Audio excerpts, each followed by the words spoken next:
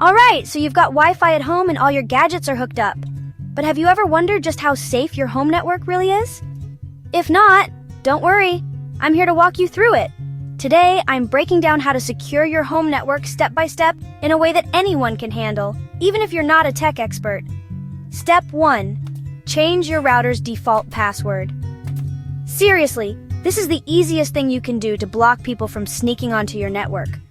Routers usually come with super basic passwords like admin or password. Hackers know this. So, log into your router settings and pick a password that's long, with a mix of letters, numbers, and symbols. Step 2.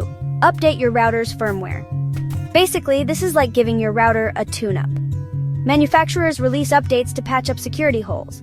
So, check your router's app or settings page for updates. If you see one, install it. It's as easy as updating your phone. Step 3.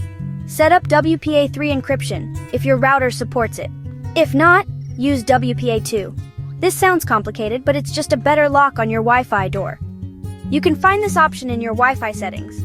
Make sure you're not using anything called WEP or open networks. Those are super easy to break into.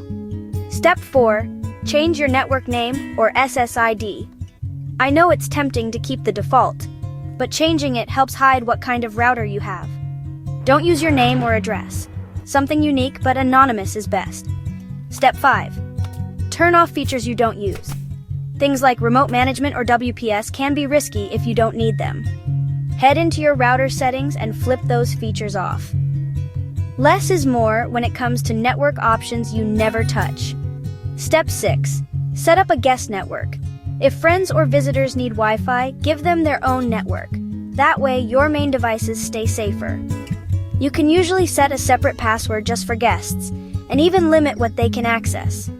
Last step. Keep an eye on your connected devices.